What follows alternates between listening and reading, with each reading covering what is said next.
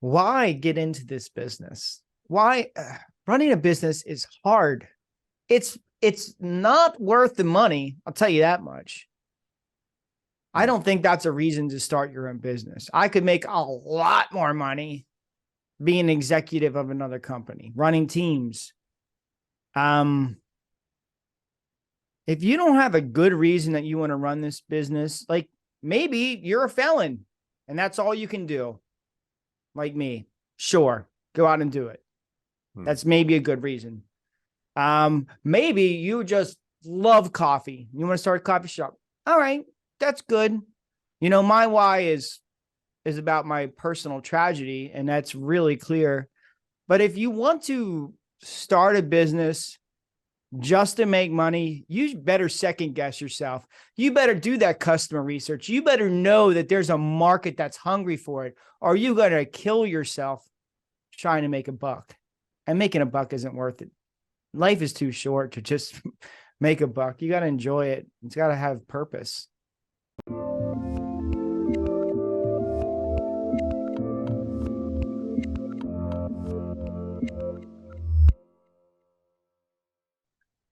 Hey everyone, this is Devin Miller here with another episode of The Inventive Journey. I'm your host, Devin Miller, the serial entrepreneur that's grown several startups into 7- and 8-figure businesses, as well as the founder and CEO of Miller IP Law, where he helps startups and small businesses with their patents and trademarks. You ever need help with yours? Just go to strategymeeting.com, grab some time with us to chat, and we're always here to help. Now, today we've got another great guest on the podcast, Adam Jones. And Adam started his journey dropping out of high school as a senior, ended up going down a not so good route for a period of time, getting arrested for a felony for selling LSD, but became and that introduced him to kind of, after that experience, harder to get a job. Decided to go into acting and went to NYU and got an acting degree. Did I think a hemp festival for a couple of years afterwards, and then started selling legal activities or psychoactives in New York in around 2011. Then moved over to California, and grandpa got Alzheimer's, ended up dying from that, and also got attacked and was in a coma for a month, which is an interesting aspect. And then 11 months later, they brought the guy to trial. He got acquitted, and Adam decided to leave acting and start working to solve violent crimes and focusing on that. So with that much as an introduction, welcome onto the podcast, Adam. Well, thank you very much for that very strange introduction, but I appreciate it. Awesome. Well, no, it's a interesting journey, and definitely excited to dive into it a bit. So I gave the condensed version of that, but let's rewind and unpack that a bit. So tell us a little bit about how your journey got started, dropping out of high school and going down that path. Well, I don't think the journey started there, for clarity. It probably started when I was emancipated and my parents kicked me out and I was living by myself.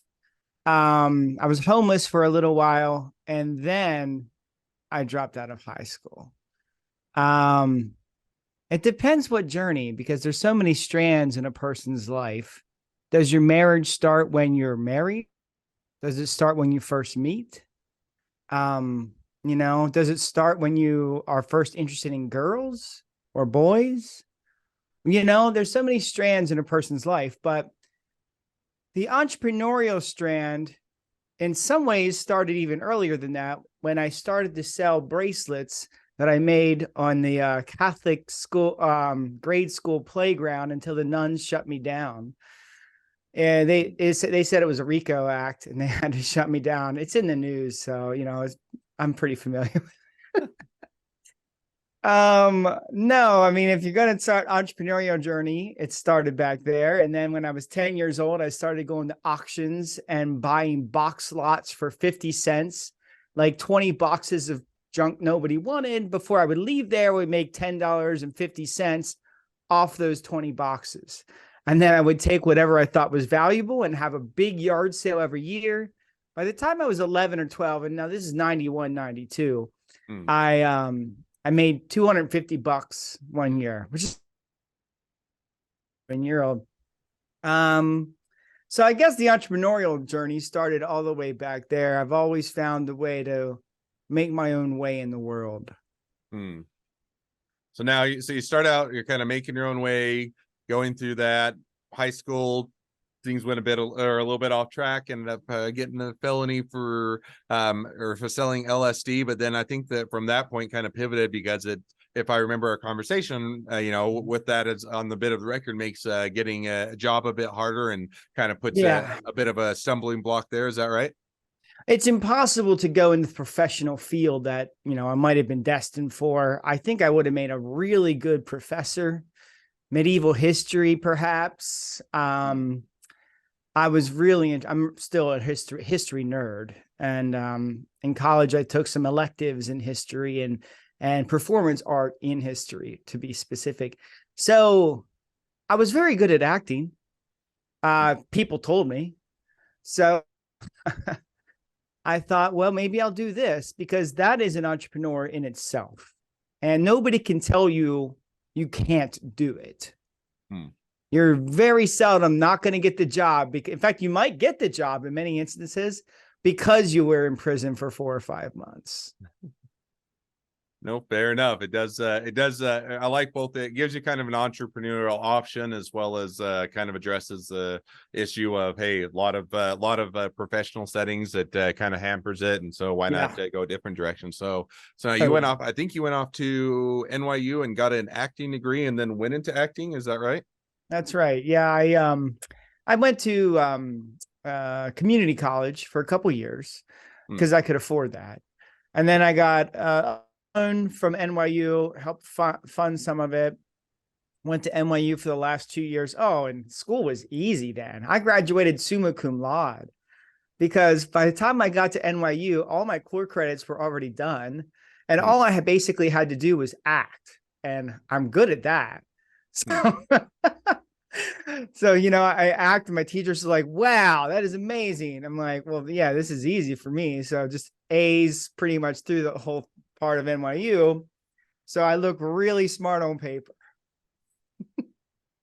Well, that's awesome. So now you look smart on paper, graduate with high honors, and you're coming out now going into acting. Did it go well at movie star that you retired early and your money raining down from the skies? You were the starving artist that is always looking for the next meal somewhere in between, or kind of how did that go as you're more like the starving artist? Yeah, much more like the starving artist. At that time, early in my quote unquote career, I believe that talent was all it took.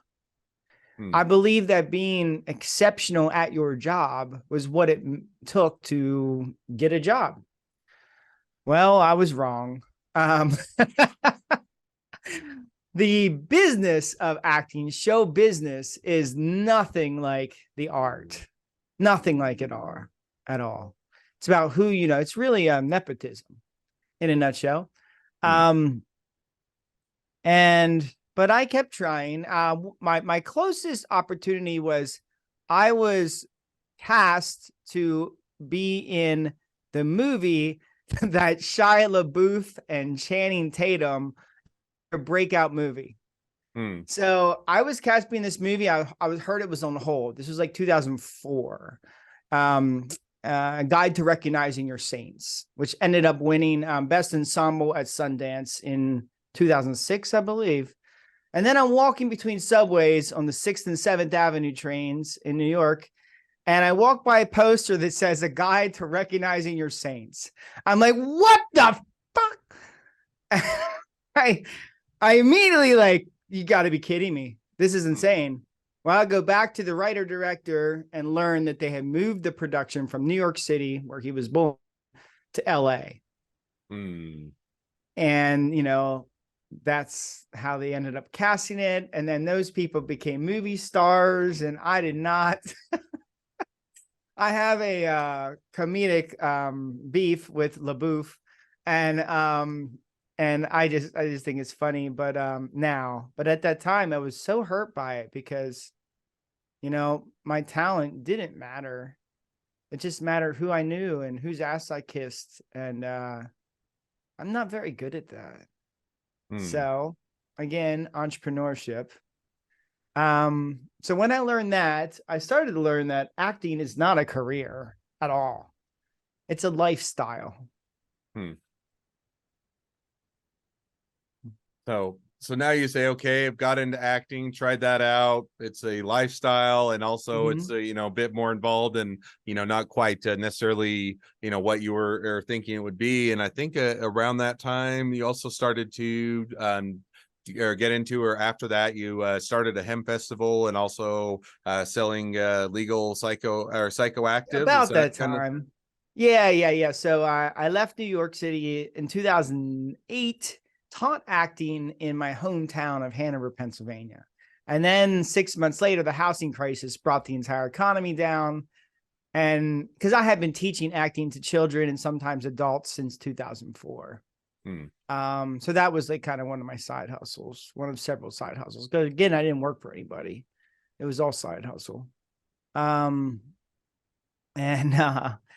And at least I got some unemployment. And at that time in 2009, a strange occurrences happened when a friend of mine, Josh Perkins, said, we should throw like an event, like maybe we'll make it like a cancer benefit, a small festival. And this was before small festivals were very big. Now you can go to 10 small festivals every summer within like 50 miles of wherever you live, pretty much. But then it was just like Bonnaroo. It had been around for 8 years, for example. And it was big by then. So I said, oh yeah, let's put something together. Made some calls, couldn't get anybody on the phone. And then my buddy who works in an HVAC company gets called to this location and fixes the refrigeration unit. They're like, yeah, we got to get ready because there's going to be a big festival here in 6 weeks. He's like, whoa, what's going on here? Oh, this guy, Adam Jones, called and he's like, wait a minute, what? So he calls me up when he leaves there because I left him a message, but they never got back to me as far as I know. And this is before smartphones. I mean, I guess I had like some sort of flip phone. And he's like, they're expecting us. We got to put this thing together. I'm like, what do you mean, man? I mean, I had produced theater, so I understood a lot about logistics and things like that. I was like, we can't put together a music festival in 4 to 6 weeks. We can't do that. He's like, they're expecting us. We have to. I'm like, fuck it. Let's do it. So I start calling all the bands I know, all the friends I know, all the glass blowers and anything it has to do with. And I forget why we switched to hemp the first year. I think it was because it was on the simple fact that we could get public interest, good or bad. That was the first reason we did it. And then we got deep into the movement and it just shifted after that. But that first year, that day that we decided to push forward with this, it was about marketing. So we whipped it together in 4 weeks. Hundreds of people showed up. The 10 o'clock news showed up and interviewed me. And yeah, it was an experience. And then we said, well, we're just going to keep moving forward with this. But I moved back to New York City because I was going to try acting some more. I wasn't like completely done with it. I was like, maybe I'll have a better mentality now. I'll try some new things. I'll iterate on my career. And I also started an underground elixir company called Eden's Elixirs with my friend Eve. So Adam and Eve, that was a pretty easy marketing ploy. Awesome. And we brewed psychoactive elixirs from herbs like ashwagandha and like other over the counter herbs and put them in both alcoholic and non-alcoholic cocktails. And then went and tested this out on the underground Brooklyn party scene, got some strong feedback, got legal counsel. And then when we understood that it would cost hundreds of thousands of dollars to get any of our products approved by the FDA, we decided that that's not what we wanted to do with lives. So we probably more or less disbanded that in about 2012. And I also disbanded the Pennsylvania Hemp Festival. So the second Pennsylvania Hemp Festival was called the Hempire Strikes Back, which I absolutely love. I was working for as a stage manager for Chicago City Limits at the time. which is a touring improv comedy troupe. It's been around since, I don't know, 70s.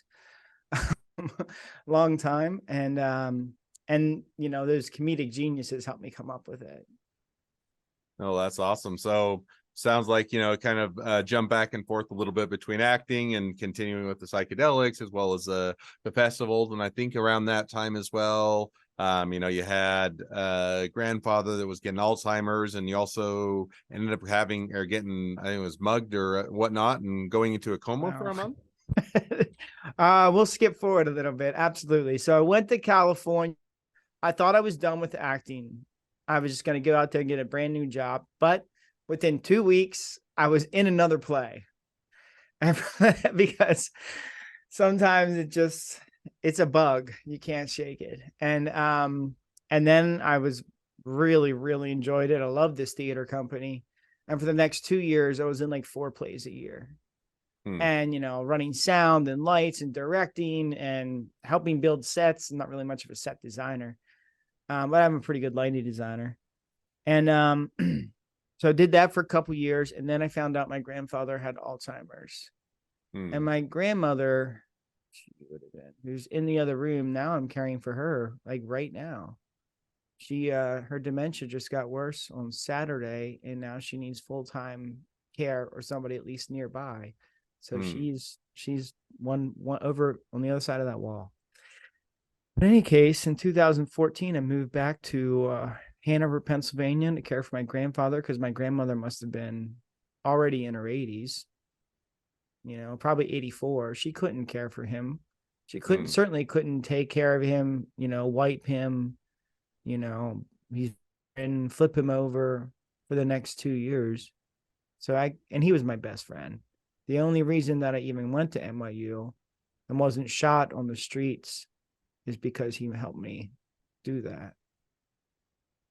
So sounds like it was a great opportunity to help out for those that had given you a lot and giving you a lot of support. And so now you're coming back, caring for grandpa, doing, in and out of acting a bit, and then you get into a coma. Walk us through a little bit of how you got, or you entered into a coma. Well, I came back, was my grandfather's full-time caretaker. I wasn't working at all. He died February 7th, 2016. And at that point, I had it all set up. I was gonna go to the West Coast to act. I had found the place in Portland that I would excel at in their theater company. I had already scoped them out and did my due diligence. I was certainly one of the better actors they could possibly hire. I found an apartment that I could afford. I had friends out there from New York City who were working in film. I had the connections in Portland. But 6 weeks after my grandfather died, and I was getting my grandmother's things in order so she didn't have to worry about whatever, my friend asked me to help him organize a voter registration event, Bernie Sanders rally in Harrisburg, PA, in the capital, PA. And I said, yeah, I threw music festivals. I'm a producer of theater. I was like, yeah, I'll help you do this. I'm also a Bernie Sanders fan, and I'm involved in politics to this day. We could talk about that at some point, running for office right now. And I said, yeah, I'll help you. So I throw this whole event. It's great. There's like bands on stage. Some of those bands have come on to do bigger things. Like we picked the right acts. But it's the end of the night. This woman comes up to me. She knew me from grade school, and she said, "Hey, would you want to go back with me to this after?" I mean, it's like 12:30. I've been there since 11. The night before that, I was also up all night. I was like, "Sure," but I'm not going to stay very long. Just make sure it's safe, because it was with this man that she had just met, and that's the last thing that I remember. I leave with her, and from what I'm told, right before we get to this party, this man says, "Hey, I don't know if both of you should come in. It might look weird. They might not. There's 2 new people here. I didn't tell them we were coming, and one of you can come to make sure it's okay." Well, I'm not going to let her go. That's the whole reason I went in the first place. So I said, okay, all right, I'll go with you. No problem. And then from what I know, when we got around the corner on the way to this party, she heard a crash, and a bang, he comes back over to her and says, "You're going to have sex with me, not that nicely, or your friend is going to give me money, or your friend is going to die." And this is what she told the jury.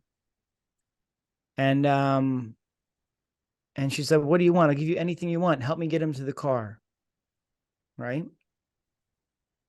And they get me, and thankfully, at some point, somebody had called 911, knew that something's wrong, called 911, and there was police officers really close. So they got there within 10 or 15 minutes, really quickly for a police response.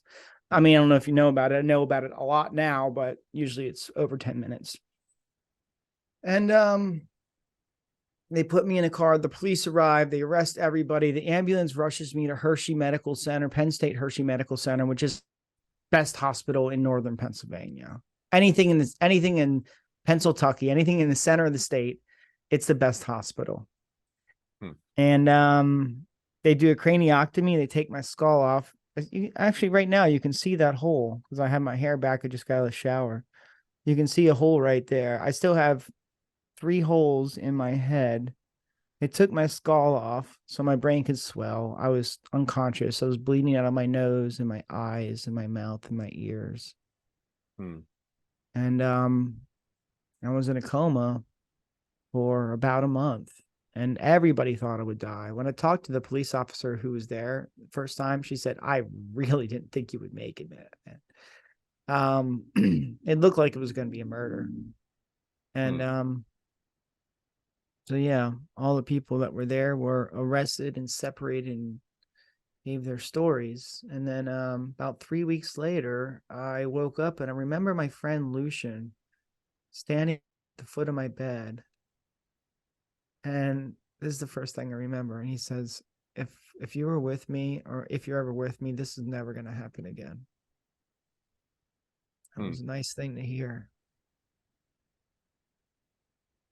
So now you go through all of that trauma, you're having opportunities, life was going well, then you get kind of knocked into a, different path. And so you're coming out of the, coming out of the coma, you had to end up going through the trial, testifying, going through all of that.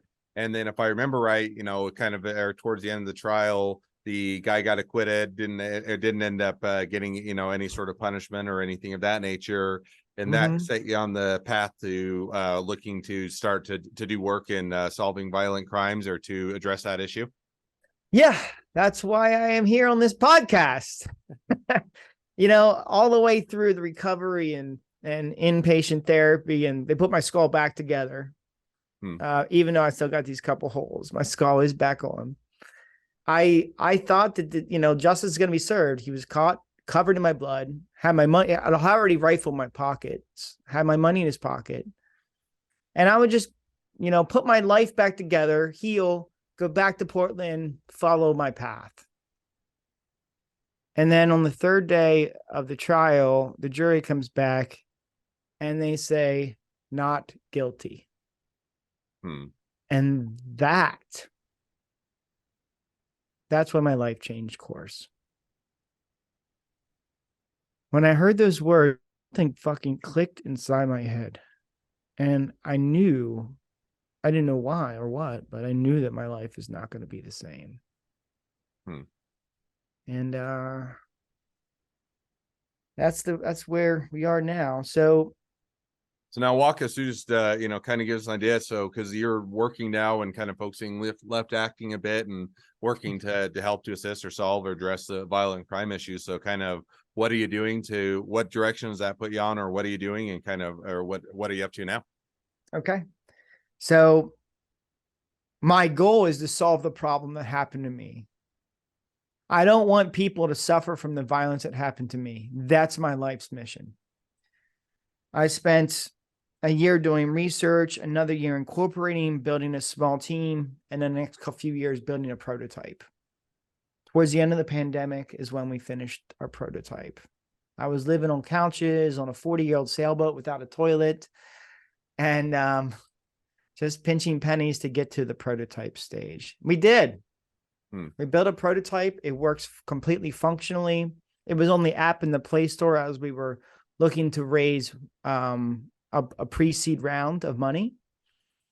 But we ran out of all my money that I had made in California, which wasn't a terrible lot. Ran out of any money I raised from friends and family, EIDL loans. We did get a contract from the Air Force for an AFWERX SBIR Phase 1 contract to study if this technology could fight sexual assault within a DoD.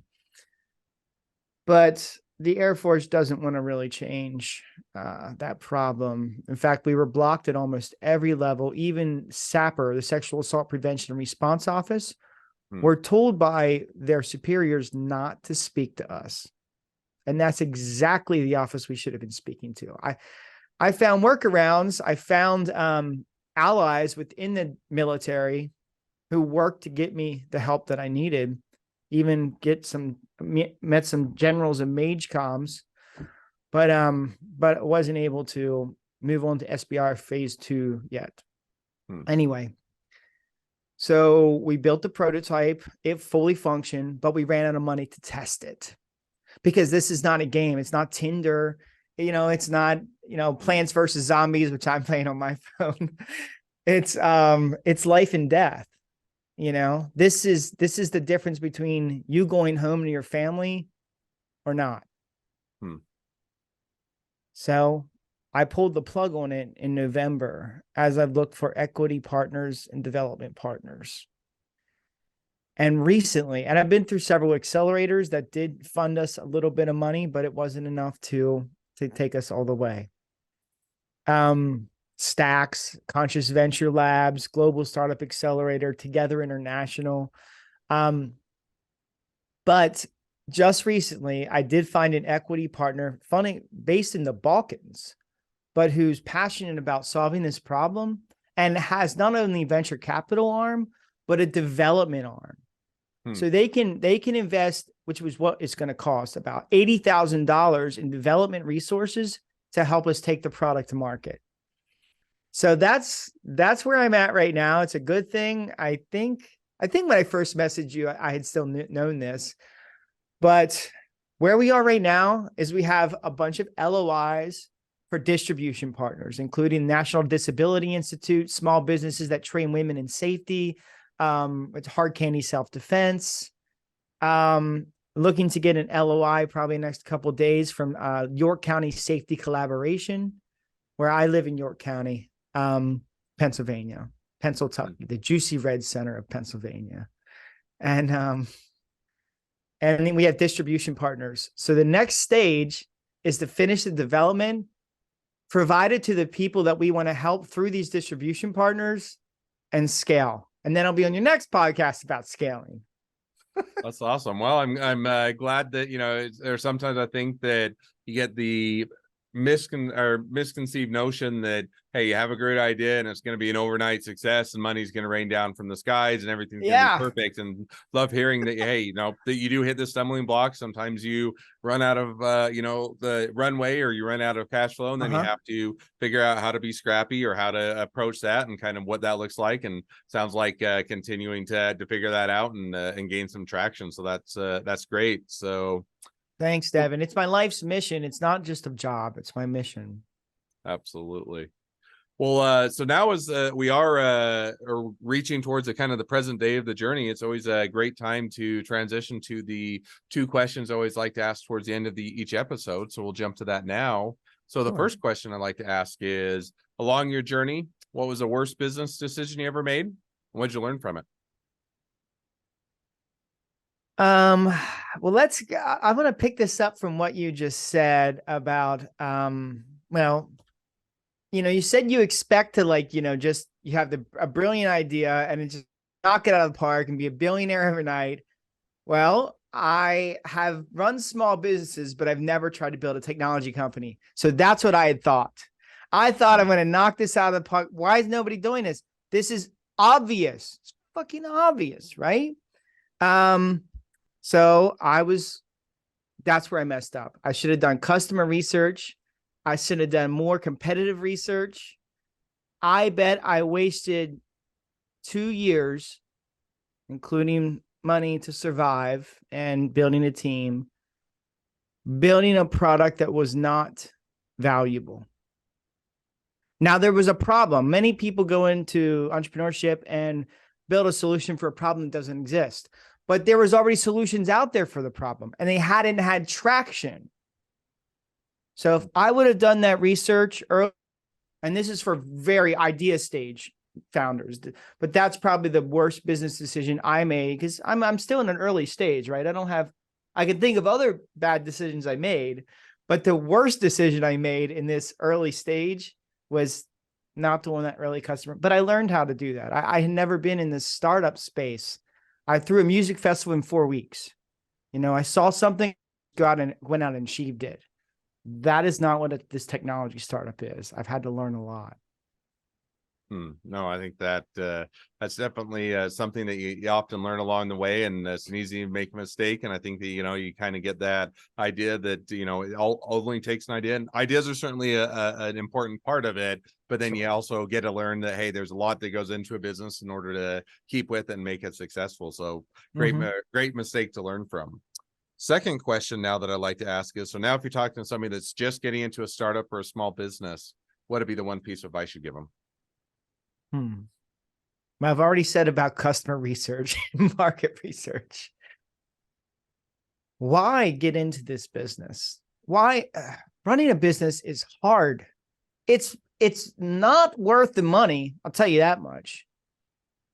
I don't think that's a reason to start your own business. I could make a lot more money being an executive of another company, running teams. If you don't have a good reason that you want to run this business, like maybe you're a felon and that's all you can do. Like me, sure, go out and do it. That's maybe a good reason. Maybe you just love coffee. You want to start a coffee shop. All right, that's good. My why is about my personal tragedy, and that's really clear. But if you want to start a business just to make money, you better second guess yourself. You better do that customer research. You better know that there's a market that's hungry for it, or you're going to kill yourself trying to make a buck. And making a buck isn't worth it. Life is too short to just make a buck. You got to enjoy it. It's got to have purpose. No, I think that's definitely great. And I think that, a lot of times you just tell yourself, well, if I start my own business, I'll make a lot of money. Even if you do, I don't think that, first of all, it's a lot harder to make a lot of money with a startup or a small business than I think a lot of people anticipate. But even if you reach that level, you then quickly find out that it's not as satisfying just to have the money if you don't really enjoy what you're doing and love it. So I think that that's definitely a great piece of advice and a great takeaway.